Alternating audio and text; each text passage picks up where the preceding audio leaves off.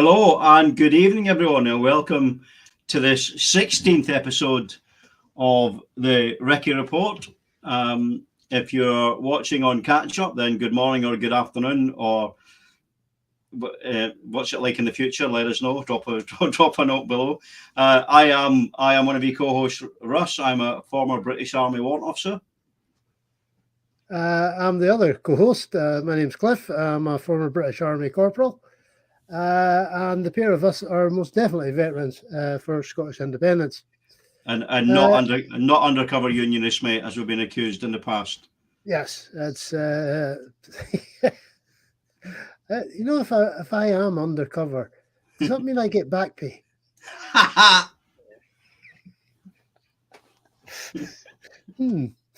This is something I need to discuss with the wife. But if you're not undercover, mate, then we're supposed to hand our pensions and medals back in shame, aren't we? Yeah, we are supposed to do that. And the one I got was you've to hand back your service record. I'm thinking, if I could defrag my head that much, that would be a wonderful thing. I mean, you're a bit before my time, mate, but I'd have to print mine off first before I sent it back. Mine was, was it Trajan's Column in Rome? Say again, mate? Trajan's Column in Rome. Yeah. I'm on there. That one, mate. Yeah, you joined when Centurion was a rank and not a tank. That's the one, yes. Keep it up, Russ. Pontius was ground crew. Yeah. Now, last month when we did this broadcast, I was actually down in Dartford. You were, mate. You were. Wonderful place from what I've seen of it. Is that were you being debriefed by your handlers down there? Is that why you were down? Absolutely. I had to quickly fly down because they were, they're worried about the way things are going here. Yeah. So it was a quick debrief and then return to undercover ops. So in the month that has gone by, as we always seem to say, Russ, it's one of these months where very little, if anything, has happened. I know, mate. I look forward to the day when that is actually true, mate. When we log in and we say, we're sorry, folks, everything's going swimmingly. We live in a land of milk and honey and unicorns and rainbows. Sorry, not rainbows. That'll upset a certain segment of the population, the rainbows, won't it? Yeah. But yeah. It's unreal, mate. We seem to be, I think every month, we cannot surely take any further steps into fascism in this country. And then I open the newspapers on a daily basis and it's like, hold my beer. Yeah, it goes back to, if you've ever sat in a history lesson when they're discussing the rise of fascism in Europe in the mid-1930s or 1920s, 1930s. And you're sitting there in your class thinking, how on earth could the people watch this going on and allow it to happen? Well, let's fast forward to this archipelago, in 2023 or from what, 20, pick a number.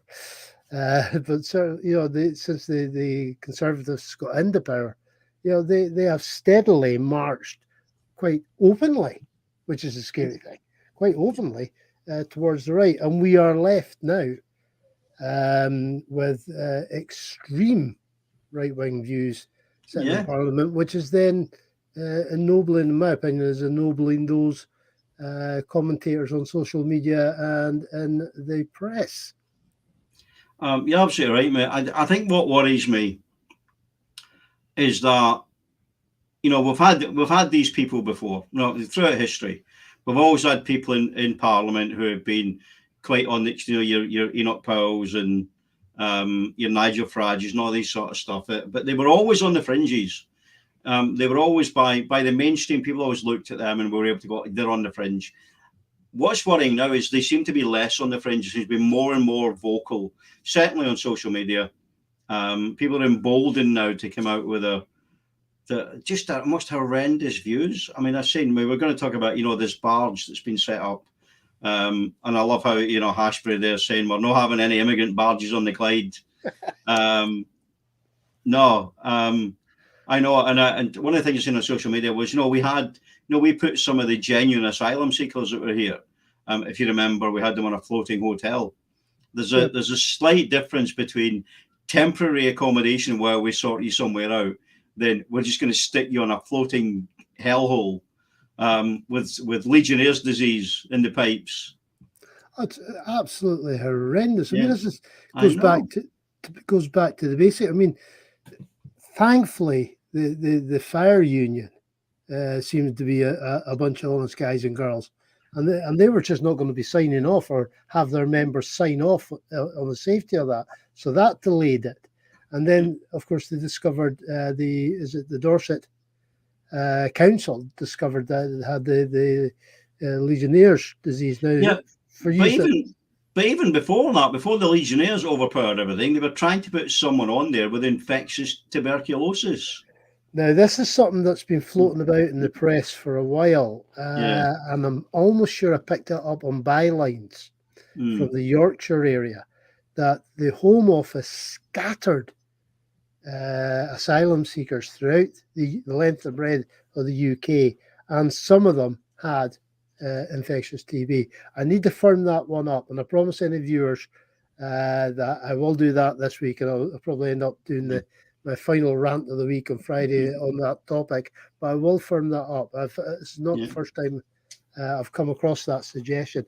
And if that's the case, and I believe it was Patel that did this one, just think of her. Who would have thought that we could have got somebody even more fascist than Patel? So yeah, I believe she okayed that, or was certainly in charge when that got done. And bearing in mind the heads of department always are accountable, allegedly. So yeah, that is a very dodgy one indeed. But it is. Yeah, sorry. Yeah, it's the rhetoric, mate, and I think that's what gets me. And they keep talking about, illegal asylum seekers. Now, I've said it before and I'll say it again. There's no such thing as an illegal asylum seeker. You're either an illegal immigrant or you're an asylum seeker. Until your asylum claim has been assessed, you're either got leave to stay or you then become an illegal overstayer. Right, but these people have not been assessed. The UK government, the Tories, have shut down all of the processing centres. None of these asylum claims are being processed.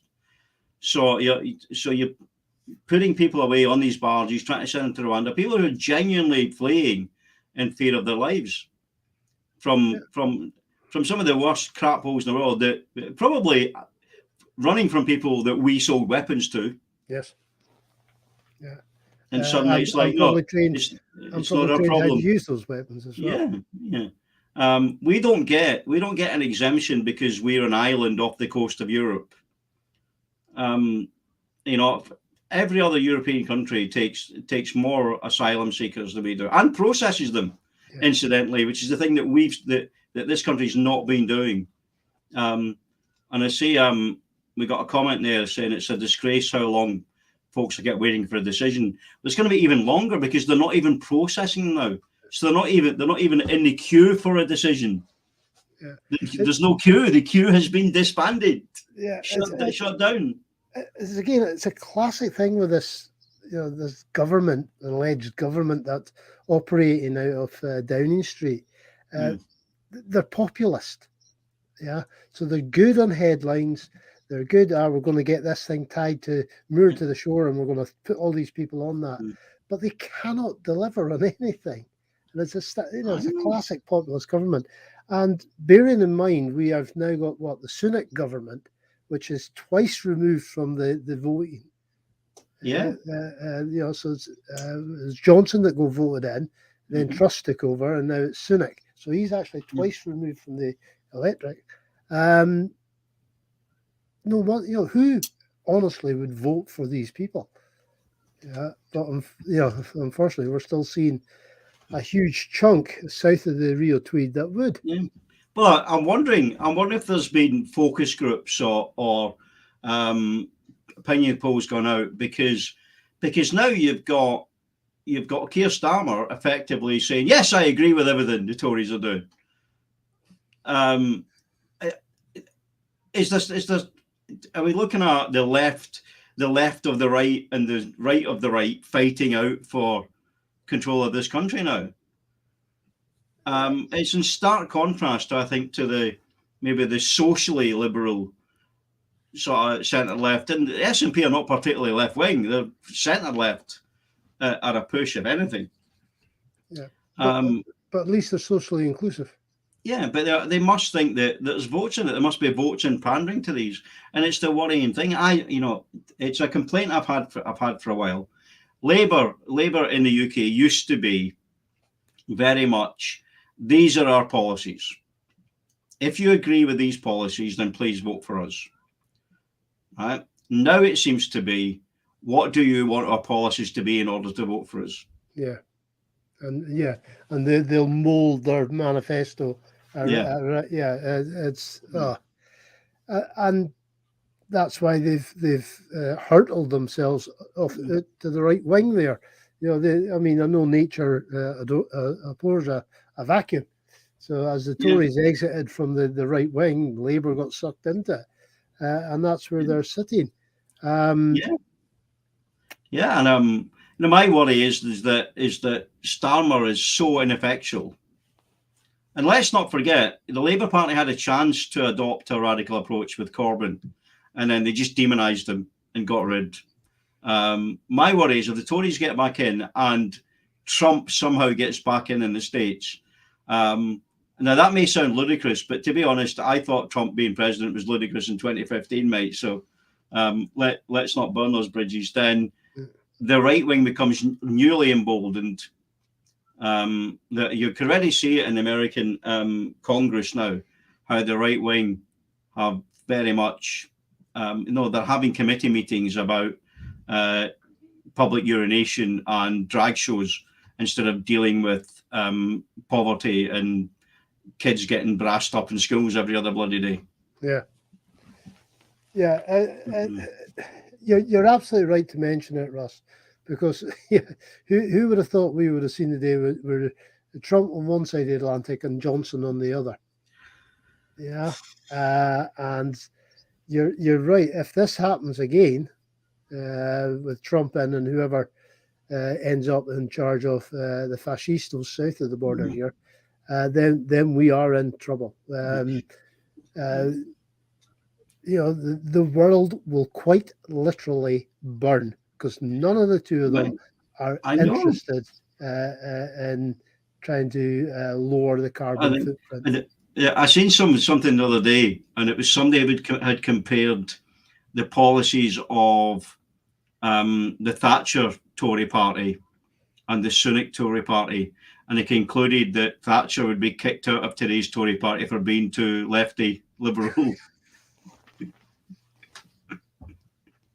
And right across the central belt, all through the former mining communities in our wonderful nation, people are sitting and thinking, wow, that might be the pivot point for people to sit up and look at what is happening south of the border. I mean, we are insulated up here to a certain degree by the policies of our own elected Scottish government, but they can't protect us from everything. They can't continue to protect us from everything because now, obviously, the fascistos are quite happy to use the Section 35 whenever they choose to do so because they've got that internal market bill on the go now. It is, and that rides roughshod over the Scotland Act. The Scotland Act very clearly laid out devolved and reserved powers. Never the twain shall meet. But the Internal Market Act means that if it's not to the benefit of the entire island, then they get to ride over it. So Scotland then having devolved powers is pointless because they're not going to be allowed to use them. Yeah, what they're doing is I think what they've done to their departments down there. They hollow out the departments. For example, one dear to our souls would be the MOD. It's hollowed out. It's ineffective. You've got your nice shiny status symbols, the Trident missile, the aircraft carriers, a Marine force, that type of thing. But everything else just doesn't work anymore. They're going to do that, I think, to the devolved assemblies, the devolved parliaments. They're already doing it to the NHS, mate. The NHS, so much of the NHS now has been contracted out. Various things, blood testing and stuff like that, has all been farmed out to private companies now. It's not in-house anymore. And what then happens is that the money's being drained. It's being given to shareholders. Speaking of which, this whole, I know I'm off tangent a little bit, that Wilkinson's has just gone into administration, but managed to pay out millions of pounds worth of benefits to the shareholders just before they did that. Absolutely scandalous. So yeah, they don't need to worry, do they? But that's the way to do it. And I think, Jon Stewart, the American comedian commentator, he said the issue you have is that capitalism thrives on socializing their losses and privatizing their gains. Right. So when they make money, that's capitalism. That all goes to them and all their cronies. When they start to fail, they get bailed out with taxpayer money. Yeah. It's not a capitalist society. It's a capitalist society propped up by socialist principles, but only applicable to those of a certain class, genre, status. You're going to see it. You're going to see it with the water companies down south. Yeah. Yeah, because I mean, no pun intended, they're quite literally in the poo. Yeah. Yeah, and the only way they're going to get sorted out is by investment from the UK government. Yeah, there's somebody pointing out the fossil fuel companies have had 80 billion in government subsidies since 2015. Scandalous. Yeah, that should be that should be stood on its head. That money should have been going in to the exchequer. Yeah. Somebody pointing out about the history of India and the British Empire. Oh, mate, we are completely behind you on that one, mate. It's the British Empire is probably the biggest evil, one of the biggest evils that occurred in recent history. Why do people want to come to Britain for asylum? Because they speak English. Why do they speak English? Because we went over there, fucking decimated the local language, made them speak English, and I told them how wonderful England was. Yeah. And now we have the right wingers sitting there thinking, well, why do they want to come and join us here? Yeah. I always say, what point is it teaching Shakespeare and other famous writers to kids in foreign lands if you're doing so by the bayonet? Yeah. And that's basically what the British Empire did. Yes, India was absolutely trashed. As was other countries. What they did to China needs investigating. They actually enforced the selling of opium. Absolutely. In China, the opium wars were called that for a very good reason, and it wasn't us trying to stop the opium trade. It was us trying to control it. I'm always reminded of a quote by Terry Pratchett. He said most religions will agree that if you're ignorant of their God, then you won't go to hell. But once you know about their God and you don't accept it, then you will burn in hell, which is why it's important to shoot missionaries on sight. Terry Pratchett. Bless his soul. And if only, mate, if only people like, the Native Americans, the Indian subcontinent had thought, as soon as that gimp with a white face turned up, they would just have, just pushed them off the nearest high ledge. The world would be such a better place, wouldn't it? Well, it couldn't be a worse place than what it is, that's for sure, Russ. So that barge. Not been their, just to rein us back on topic, buddy, it's not been their shiniest hour, has it? No. And it's costing them more than it would to actually process the bloody asylum seekers. Yes. Yeah, I seen a costing pop up the other day. Yeah. As always with my admin, if I don't write it down there or then, I forget about it. But then I'd say the big thing that I think from that is the deputy leader of the Tory party, Lee Anderson, 30p Lee, who feels quite able to come on TV, on mainstream TV, and say, look, if you don't like it, you can F off back to France. Yeah. And this is the government of the day effectively saying, we don't want you. It smacks, and I know we've been condemned for saying it in the past, but the comparison between the othering of people with, 1930s Germany, not just 1930s Germany, but generally Europe in general in the 1920s, 1930s was very anti a certain part of the populace. Yeah. And So is the UK. and it's part of the playbook. If you can demonize people and other people, and you get people to see them as not human or less than human, the Germans had a word for it, Untermensch. Yeah. Then you don't have to give them the same rights, the same treatment, the same basic decency that you give to everyone else, and that's where we're going. That whole desire to pull out of the European Court of Human Rights that Churchill set up. Yep. Came into existence in 1953. Churchill was a huge driving force behind it, and it was purposely designed to stop extreme right-wing governments from doing what Sunni people are doing now. And extreme left-wing governments, let's be fair, it was all about making sure that we didn't have another Hitler or another Mussolini. Yeah. But Lee's statement, I mean, how far back do we need to go before that he would have got sacked because of that statement? Or forced to resign? Remember Enoch Powell, after his famous Rose Award speech, was pilloried, was effectively just kicked out. Not kicked out, but kind of ostracized in the mainstream. Yeah. It was the kiss of death for 30p Lee Anderson. It's a round of applause all round and welcome to the fold. That's the scary thing. How many people seem to agree with them, and it's worrying. Certainly for us up here in Scotland, and we're not immune to it. We're not. Let's not pretend Scotland is a utopia of tolerant beliefs. But, we've got them up here as well. And it's just scary that they feel so emboldened to come out of that. It does make me wonder what I was doing in the job I did sometimes. Rights, human rights. How often did we stand there, allegedly protecting human rights? And we're seeing our own human rights in this country. Mate, one of the things that I did, certainly as a warrant officer in the military, is often called on to do the values and standards bit every year.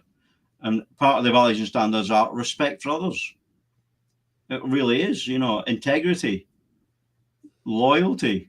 Yeah. It really is, mate. And then we have people that are in the forces and been in the forces who seem to have just forgotten all of that.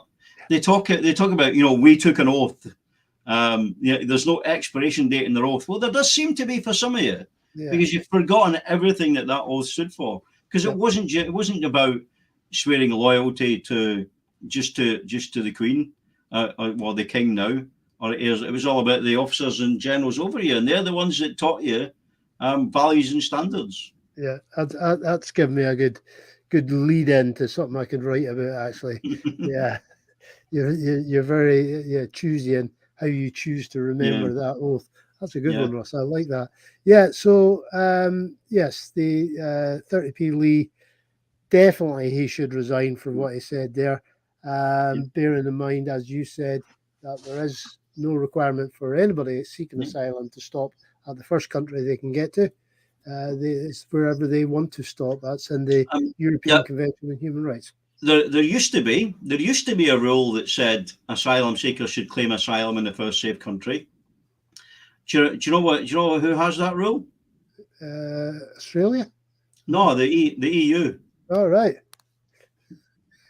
The European Union. That's one of the the Dublin Agreement in the EU. Right, Dublin is that asylum seekers should be processed in the first safe country they reach. Yes, they're processed, but then they can move through the EU. But that was the rule. That was the Dublin Agreement, part of the EU. Imagine if we were part of that group. But so we're not in the EU anymore. So well done, well done, mate. That's that they should go back to the first country they came from. Yeah, but you decided to leave that particular club. Yes. So we have got a by-election coming up. The Hamilton. Yeah, the Rutherglen Hamilton West by-election. Yes. It looks at this moment in time, so it's between two parties. Yeah.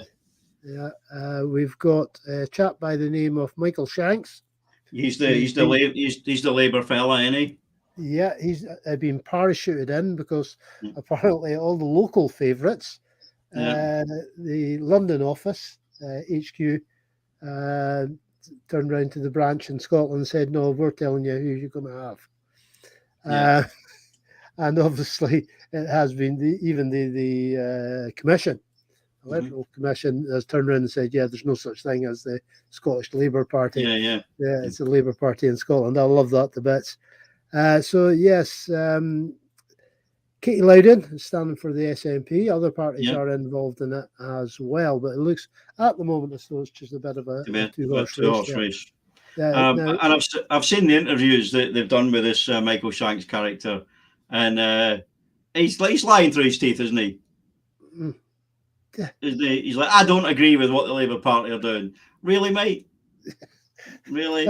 That's why you got to be a candidate there, because you definitely do agree. Do they hold the voters in such contempt? Oh, they do, mate. They do. Yeah. That's what I'm saying. There must be private polling somewhere that's saying that pushing to the right is going to get the voters. Labour are so eager to get their hands on the reins of power that they would sell their own grandmother for the case.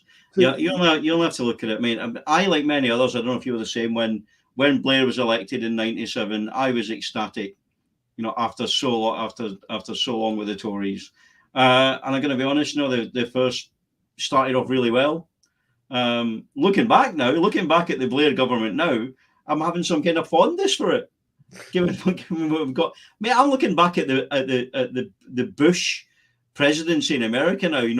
Not the first Bush, George W. The Muppet, and thinking he obviously wasn't that bad, was he? Yes, such has been their onward forever march out to the right there. Yes, so I think it's up to the voters in Rutherglen and Hamilton West. Sorry. If they do get Nordockers coming round, to quiz them, find out where the Labour Party are standing. Because I guarantee you, I promise you, and I seldom make promises or guarantees, but this one I am, they will lie to you. They will lie to you on your doorstep, saying that they are in control of Labour in Scotland. They are not. There's no such beast. It is controlled from London. There is only a very few parties that are controlled within the Scottish borders. I would like everybody in Rutherglen and Hamilton West to vote SNP.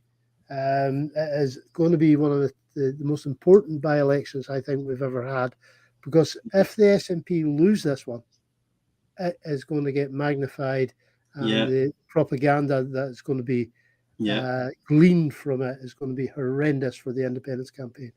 If you're watching and you're in that constituency, or you have friends and family in that constituency, regardless of how you're going to vote, please get out and vote. Turnout is always low on by-elections, so every vote counts. Get out and vote. Tell your friends, tell your family, get out and vote. It's not until October, so lots and lots of time. But you also need voter ID. Yes. This is one of the ones we need voter ID for. We don't need them for Scottish elections. We do need them for a general election. So don't let anybody say you don't need it. And Westminster by-elections. You most definitely need them. Again, that's a Tory trick as well, Mike, to disenfranchise people, isn't it? I think there's been like less than half a dozen cases of actual voter fraud in the last 20 years. But we need to bring in massive voter ID, which people can't have. Some people don't have. They don't have it at this moment in time. At this moment in time, my wife doesn't have any because her passport's expired. and she's not bothered renewing it, and she doesn't Yeah. drive, so she can't vote in the minute. Yeah. Well, she needs to get that sorted, Russ. I know. Yeah. Have you seen the time? I do, mate. It's time for us to call it a night. Thank you, everyone, so much for all of your lovely comments. I've been sitting here reading them as the broadcast has gone on. It's always good to have your input and to discuss the topics as they come up. So thank you so much. Yeah, always good. Thank you once again. Well, I think we'll do this again same time next month, second Monday of the month, Cliff. Shall we do that? Second Monday of the month. Yeah, let's do it. And I'll just echo what you said there, Russ. It's always a huge pleasure doing this. It's always great to get the feedback come through live because it does actually change our topics slightly. We go off what you guys and girls are volunteering up as information for us or suggestions. So thanks, and stay positive about things, folks. Excellent, and we shall see you all in. Sorry, my trying my mouse to work, mate, so that I can finish up. But if you have any questions at all for us, anything, now you're watching Catch Up, that's our link to our Facebook page on the bottom of the screen. Drop in, browse, lurk if you want, post your comments, post your questions, but you usually find us cutting about on there. But otherwise, thank you so much, everyone, and we'll see you again. Yep. See you next month, folks. Bye. Ciao.